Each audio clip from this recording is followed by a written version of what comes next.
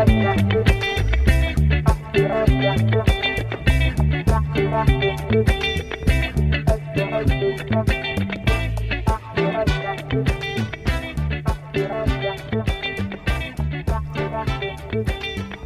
to the Mulberry Book Drop, Season 2. Woohoo! We're back. Oh my gosh, I'm so excited. We're going to follow pretty much the same format that we did last season, but we're going to do a couple of new things. So the first thing that we wanted to add is called Tell Me Something Good. So Sarah, my co-host, tell me something good. You guys, I have really good news. I actually graduated with my associate's degree. So we're 1 degree down, 2 more to go. Maybe 3 if I'm feeling crazy, but not right now. So that's my good news. What you got? I wanted to clap really badly, but I was afraid it was going to sound bad. So I'll be honest, it was a little hard to pick one thing because we're kind of in the end of the year craziness with concerts and awards and all that. But I have to say, I think it was my oldest got his driver's license. I know. And everybody keeps teasing me about it, but I've realized that I actually enjoyed teaching him how to drive. Oh, that's amazing. Yeah, so I'm kind of looking forward to teaching the other two. It's our thing. I said now nobody can ever take that away from us. Hey, true. So, yeah. Okay, that was fun. Our next thing is, last season we kept trying to tell you guys about like some citywide events and things like that. So we reached out to our city manager, and this season, every month, we're going to bring you from the desk of our city manager. Super cool. Yes. So scheduling issues for this month and next month were a little rough. So he sent us some blurbs that we're going to read, but then going forward, we're going to attempt to get audio clips. So, yeah. And if you guys don't know Rick, he is probably the biggest advocate you'll ever meet for the city of Mulberry, and he's just been doing some awesome things, so we're really excited. So Sarah, do you want to do your best Rick impression? So when I tried to earlier, I kept making him country, so I'm just not going to, because if you've ever talked to him, he's not at all. So, from the desk of the city manager, the city is in the process of acquiring a 14,000 square foot building in the downtown area. This location will house 7 distinctive eateries similar to the Joinery in Lakeland. We hope to complete the transaction by the end of May. This building will complement the gym theater, providing a full night out experience. This is going to be amazing. It really is. I'm so excited. Like, I love the Joinery. It's got a little bit of everything, so I'm very excited for it. So he also sent us the book that he's currently reading, and he is reading FDR Goes to War, and that is by Anita and Burton Folsom Jr. Don't leave out the junior. It's important. Awesome. That's so cool. Thank you so much, Rick. Okay, and then next, we wanted to do a quick thing that's just what's new and exciting. So I'm really excited because the first thing that comes to mind for me with this is we went to the Polk County Library Cooperative Training. So much fun. It was. And just a quick thanks again to Rick because he actually let us close so we could all go for the day. So the entire library got to go to this training event, and we just had the best time. There was this incredible keynote speaker. Her name's Amy Herman, and she did this whole thing on the art of perception. Loved. Yeah, it was really fun. She wouldn't let us take notes. She was like, put everything down and just pay attention. And she does stuff with like, famous pieces of art and things like that, and really gets you to look further than what you're actually seeing, or well, what you think you're seeing. Right. But she also has books. So if you guys are interested in learning more, definitely contact us and we can get some of those into your hands. So yeah, we also, Bethany and I got the privilege to co-present with Fort Meade and Bartow at a breakout session. So we got to talk about the podcast. Yay. And TikTok and social media and YouTube. Y'all, we were really nervous. And they sent out a recording of our presentation. And because we are who we are, we counted how many times we talked with our hands and I touched my hair and like adjusted my clothing. And let's just say that we stopped counting after we hit 30. So our one coworker was teasing me because she was like, oh no, Bethany's hand got tired. She had to move the paper to the other side so she could move the other hand. Yeah, and I just couldn't stop touching my hair.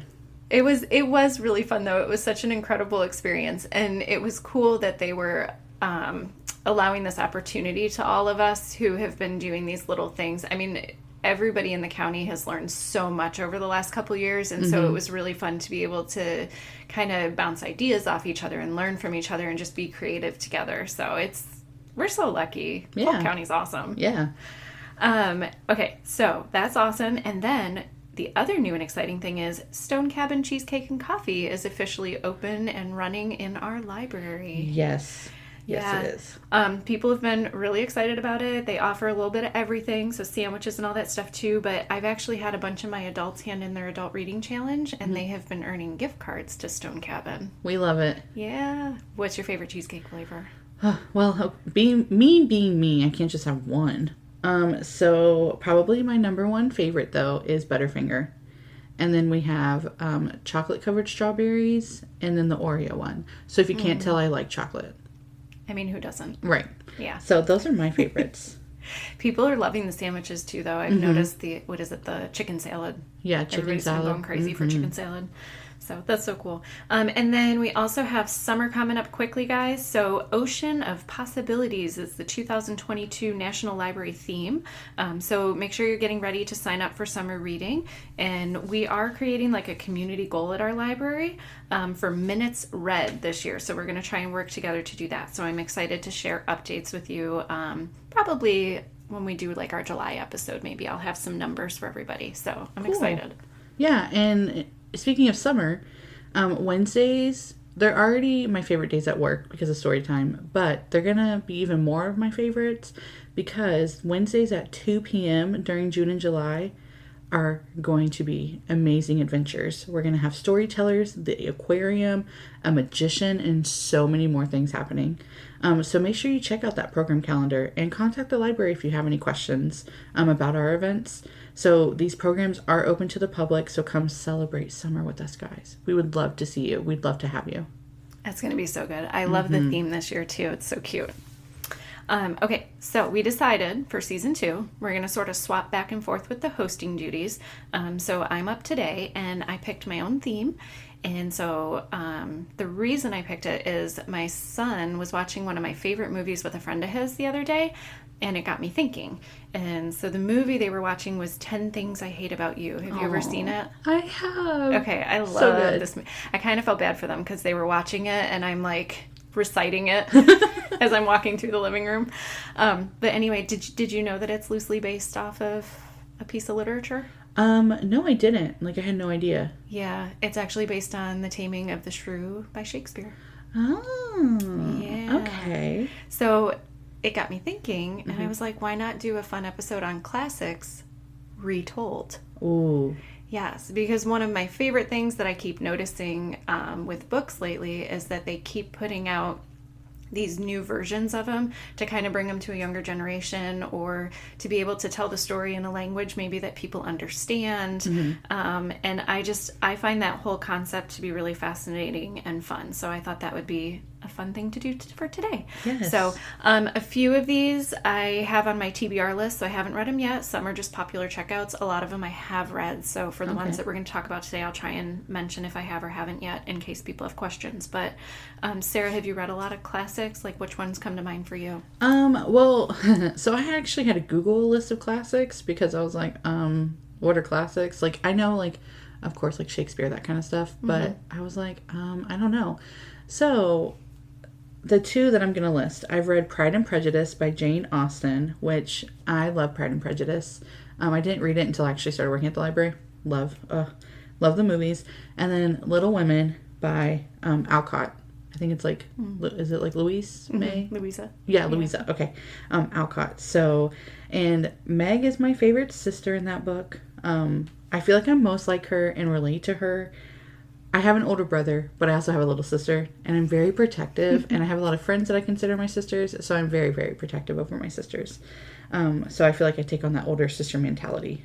Okay. So, and I think the idea of classics has kind of changed over the year. I think at least for me, when I was in high school and stuff, I feel like it was a very strict idea of what a classic was. Yes. But nowadays, when I think of a classic, it almost feels like if it's a story that you know, even though you don't know it, right? Like, do you ever hear somebody be like, oh, well, you know, and all of a sudden you realize, like, oh, yeah, The Wizard of Oz, I do know that. Or, like, so it's kind of like fairy tales and things like that, stuff that you might know without realizing that you know it. Yeah. A couple of classics that came to my mind when I first started thinking about this that surprised me were, the first one was Dracula. Ooh. Yeah, I finally read it, and I remember being surprised because Dracula is such a minor character in the book.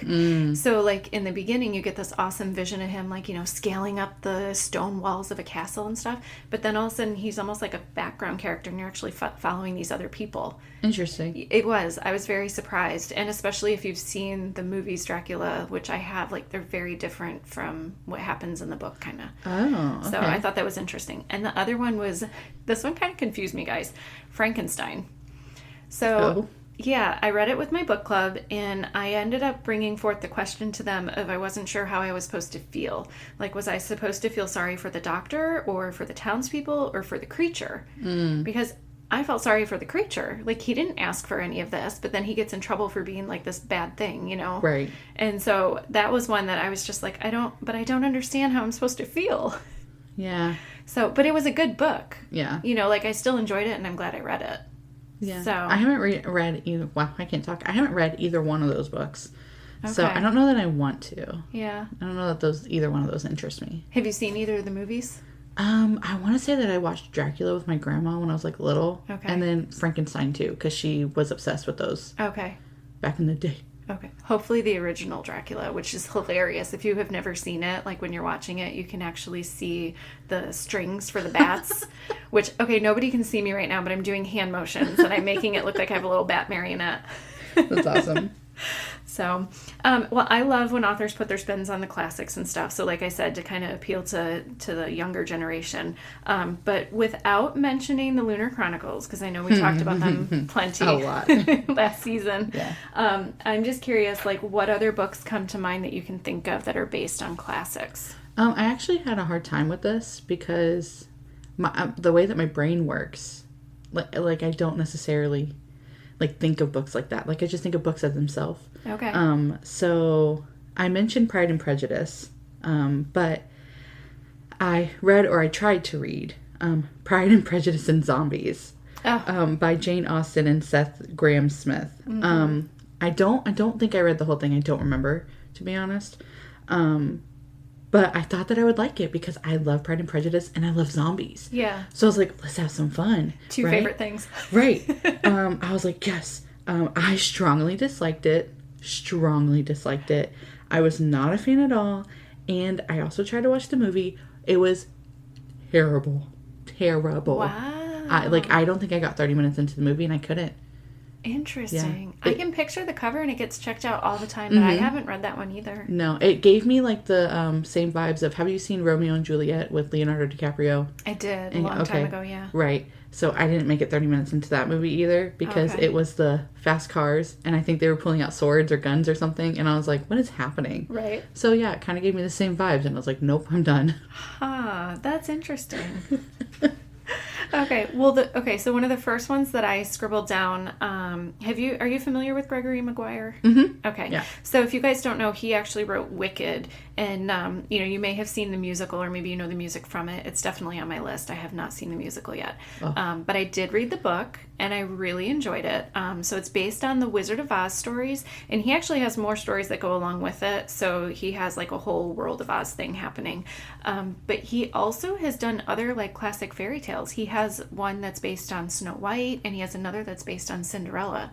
So he completely took these stories and rewrote them for, like, an adult audience. They're really fun. Yeah, there's another popular Oz series. I feel like the Wizard of Oz gets, like, made over a lot, but in the teen room, and it's called Dorothy Must Die by Danielle Paige. I haven't read it, but have you? It is on my list. My friend just finished it, and she said they were really fun. Oh, okay. The Oz characters are so cool, though. Like, there's so much you could do with them. Oh, yeah. I think that would be a fun one to play with if I was going to write a story. Oh, yeah. That's cool. Yeah, it's definitely on my list. Okay, so another one that I had scribbled down, too, was, are you familiar with Sir Arthur Conan Doyle? Not at all. Sorry, King. What am I talking about? King. Conan. Sir Arthur Conan Doyle. Sorry, guys. No idea. Oh, seriously? Yeah, no idea. Sherlock. Nope. Sarah. I know. Oh, no. Okay, so Sherlock Holmes. Now, I will admit, the Sherlock Holmes books, I never really got into them. Like, I remember reading some of the small, like, kids versions when I was younger, but they weren't really my thing. But as an adult, I fell in love with the character. And so my all-time favorite Sherlock is actually the TV show. Yes, Benedict Cumberbatch and Martin Freeman, which I have to say, Martin Freeman, he is my all-time number one Watson ever. This show is so fantastic. I think you just really like Benedict Cumberbatch, and I think you really like saying his name. I do. He has a fun name to say. But I did try. So last year I read the first book in the Lady Sherlock series. It's by Sherry Thomas, and that was actually fun. It's more of a female spin on the Sherlock character. And it was neat because it was a bit of a lighter story, in my opinion. But the author, I found out after I read it, because I like to do the whole go down the rabbit hole and learn more. And the author was actually born in China. And she immigrated to the U.S. at like the age of 13. And she learned to read. She learned English by reading romance novels. That's awesome. It is. And if I recall, she actually started her writing career by writing romance novels as well. So, and her newest one in the series just came out. I think we just got it at the library a couple months ago, and it's called Miss Moriarty, I presume. So that is available if you guys are interested. But it's a fun series. Fun. Yeah. Okay, so here's another one. I'm going to try another one on you. Are you ready? Okay. Are you familiar with Agatha Christie? Yes. And are you familiar with like the story idea of And Then There Were None? Yes. Okay. If you guys are not, it's kind of the idea where like a group goes to an isolated area, they're cut off from all the others, a crime occurs, and then can they catch the killer before other people die, right? So that basic storyline. Can you think of any books you've read that maybe have that sort of story to it? Yes, this one was actually a lot easier for me to figure out. Okay. So all of these that I'm about to mention actually come out of the young adult section. We love the young adult section. Right. So the first one up is All Your Twisted Secrets by Diana Urban. So it's about a high school dinner party, and the kids think that they're coming in for like a scholarship award thing, and like they're like one kid will get it at the end of the night. But then the kids all end up being locked up in the room with a bomb. Oh, no. And basically they have to, like, spill their hearts out. And, like, they all did things to get where they were. And they had to, word vomit. Okay. Is a good choice for it. So that was that one. It wasn't my favorite book. But there's another book called 10. And that's by Gretchen McNeil. Which Kylie actually recommended to me. And that's about 10 people going to an island. And they start getting picked off one by one. And it's wild.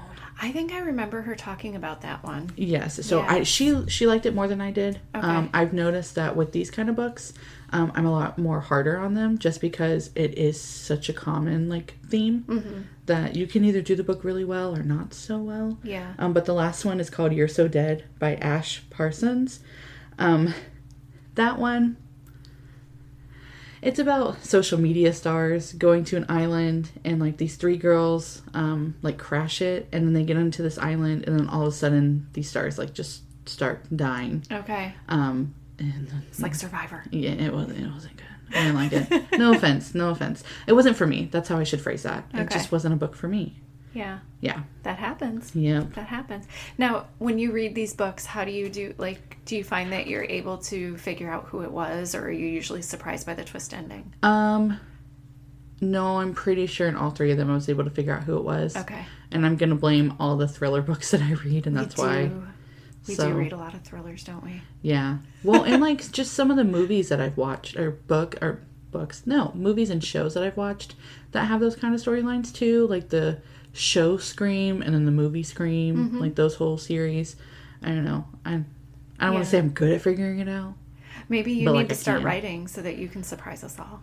Oh, I cannot write to save my life. I tried. I have tried. Yeah, no. Oh, I tried, guys. I tried. Okay. Well, I think this is a really fun trope to play with, and so when I was thinking about it, I came up with a few books, like, immediately, and the first one, you know the author Ruth Ware? I've read all of hers. Very popular. Okay, so her book, One by One, was very much this idea. Okay. So it was like a off-site company retreat, so thankfully our PCLC training was not like this at all, because who knows what would happen with the librarians, but... Yeah. Yeah, I mean, they were out in the middle of nowhere, and of course, one thing leads to another. But the first one I thought of, though, have you ever heard of The Westing Game by Ellen Raskin? No. I think I read this in 5th grade. Oh. Like, I think it might have been one of my first books that was along this vein.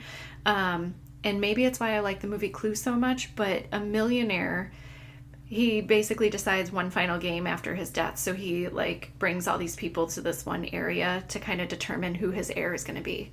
So it's a middle grade novel. So if you're looking for something fun, maybe to read with your kids, like a little mystery to do with them. I remember loving it. I owned my own copy for a long time, and I know I reread it a lot. And then the other one, I have to put myself on the hold list because I think the hold list has finally calmed down a little bit, where maybe I can get it without being number 100. You've seen this cover, I'm sure, The Guest List. I have seen that book pass through the library so many times. Yeah, by Lisa Foley. And my understanding is, because I like to go in blind, so I try not to read too much, but I believe this one is like, there's a wedding on an island, there's like, spotty cell phone reception, and it just becomes this whole whodunit thing. Yeah, so I'm looking forward to that one. Okay, here's another one for you. Okay. Are you familiar with Bridget Jones's Diary? Yes, I watched it with my mom growing up, and I don't remember it at all, though. Okay. So, fun fact, because you happened to mention this earlier, did you realize that it was based on Pride and Prejudice? No. Yeah. What? Complete with its own Mr. Darcy. Nuh-uh. Yeah. Okay, now I have to go back and watch it. Yeah. And so the author is Helen Fielding, and she also did another book called Edge of Reason, and they made that into a movie as well. And that one is based on Persuasion. Another classic.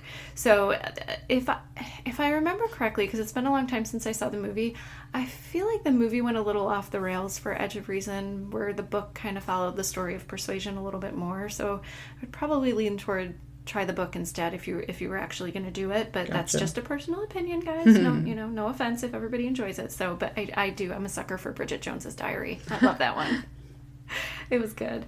So this was fun. It was. I feel like this went by so fast because we haven't recorded in a while, and I've really missed you. Yeah, me too. So I'm so excited. Okay, but before we decide to close out episode 1 of season 2, we of course have to do the classic, what are you reading? Pew, pew, pew, pew. I'm going to make a sound effect for when we enter into new segues. I'm reading 2 books right now. I'm reading Chasing Shadows by Lynn Austen. I might have been reading that last month too when we recorded, but I was in finals mode, so I'll forgive you. I still haven't finished it. But it's one of my historical fiction books. It's about World War II, but it is a different perspective than I'm used to. I'm used to them already being in the middle of the war when the book starts, people being in like the concentration camps, that kind of point of view. And this is a point of view from like 3 different women who are all like, one of them's Dutch, one of them is Jewish, and then I think the other one is Dutch. So it's interesting to see different perspectives. That's cool. So does it follow like a different narrator as you're reading it then? Like, yes. So each chapter is like different point of view. Yes. And awesome. and how they're like still continuing to live their lives. And where I am in the book, everyone's still somewhat at home. Some people have moved, kind of thing, to try to get to safety. Okay. But I'm interested to see where it goes. And then the other one I'm listening to, and it's The Viscount Who Loves Me by Julia Quinn. The second book in the Bridgerton You're series. Moving on. Okay. I am. Well, I watched the second season, which I think I liked it more than the first season. Okay. Wow. But that's just me. Okay. I feel like there was more like almost innocence, more like longing looks, and that's the kind of stuff I like. Yeah. That's just me. I really want to watch it, but my husband and I finally started watching Downton Abbey. Oh, okay. And I'm like, I feel like I can only handle so much, like, to do 2 shows that are like in a similar.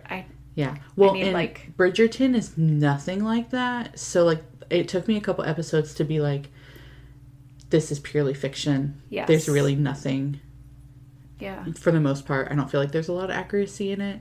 So once you get that out of your mindset, you'll enjoy it more. Yeah. But the book is, well, I should say the show is so different from the book, but I love what they have done in the show. Because I feel like they've added more like diversity. They've added more to the characters than in the book. So, and like they even changed the main like girl's name, like last name. So gotcha. Yeah. And for the book, because you said you're listening, remind me, did you listen to the first one or read it? I listened to it. So is it the same narrator? Do you know? I think so. Because I really like the narrator. Yes, from the first book. I'm pretty sure. Yeah, because I'm listening to it on Hoopla. Okay. So, yeah. Oh, so okay, good. I'm excited. Yeah, what are you reading? Okay, so my first one, I think you need to add to your list. Okay. But it's called The Appeal by Janice Hallett. And a few of you listening may have already picked this up because I've talked to some of you at the desk about it. But it was so different, and it felt like I was playing my own personal game of like To Hunt a Killer. Ooh. So the whole book is told to you through like emails and text messages and stuff between people. And, you know, it felt like there was a lot of characters, but once I got used to reading the emails, it really was just kind of a small group of characters. Mm-hmm. And the whole time you're trying to figure out who did it. Oh. And I was so into it, I could not put it down. And I was like, I'm going to figure this out. I'm going to figure this out. And I did kind of figure it out. But there was something I missed that I was so mad at myself for missing. Because I'm like, Bethany, you're better than that. You should have seen that. So it was fun. Oh, I so want to read it. And it was a debut novel. Ooh. Which is my favorite thing. Because if I enjoy a debut novel, I get really excited to see where they're going to go next. That's good. So, yeah. Yeah. And then my other one, because you know how I'm reading my childhood favorites? Yes. The last one I read was Summer of My German Soldier by Betty Green. This is a book that I'm pretty sure I can chalk this up as being my catalyst into World War II historical fiction. Okay. And I didn't really realize that until I was rereading it. And I was like, oh my gosh, I forgot about this. I forgot about that.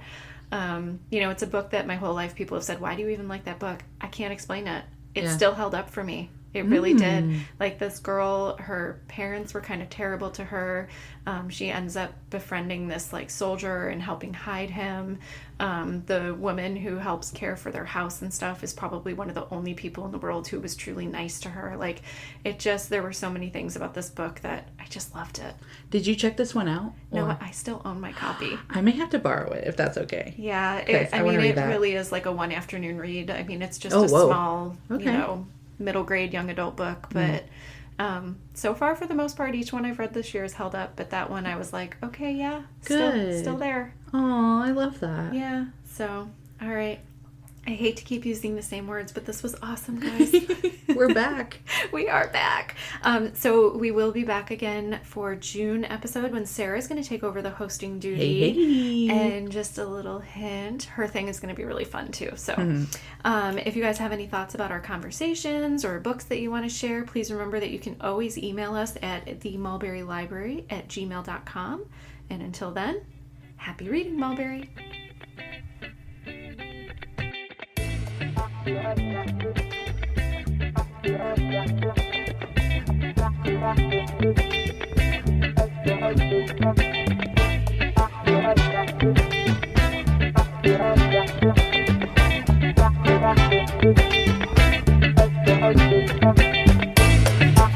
Thank you.